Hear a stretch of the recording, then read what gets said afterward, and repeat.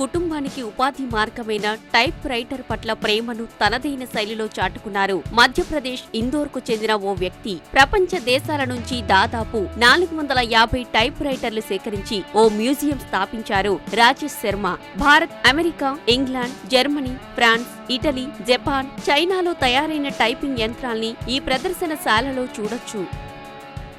क्योंकि टाइपराइटर से ये पारिवारिक व्यवसाय था हमारे पिताजी का।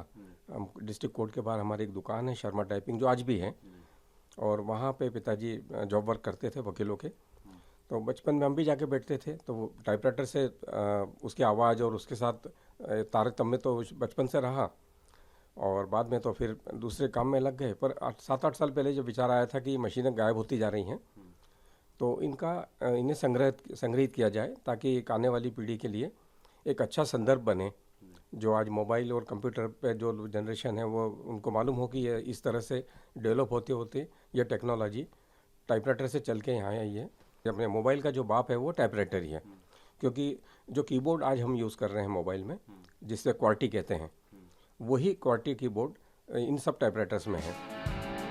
1890లో తయారైన American English type writer Rajesh Sharma మ్యూజియంలో ఉంది. మిగిలిన వాటిలో చాలా వరకు 1910 నుంచి 1930 మధ్య తయారైనవే. 1922లో మెర్సిడెస్ సంస్థ రాయల్ కంపెనీ ఉత్పత్తి చేసిన టైప్ రైటర్లను ఇక్కడ చూడొచ్చు.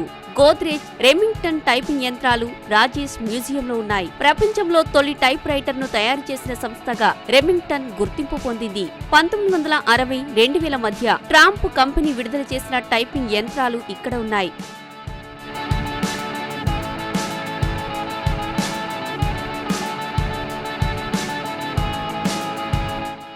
రాజేష్ శర్మ ఏర్పాటు చేసిన మ్యూజియంలో కరోనా టైప్ రైటర్ ప్రత్యేకమైనది. 1913లో కరోనా కంపెనీ దీనిని తయారు చేసింది. అప్పట్లో ఈ సంస్థ చాలా ఫేమస్. 2.5 కిలోల బరువుతో చిన్నగా మడత పెట్టి తీసుకెళ్లగలిగేలా ఉండే కరోనా టైప్ రైటర్ ను పోలీసు అధికారులు ఎంతగానో ఇష్టపడేవారని చెప్పారు రాజేష్.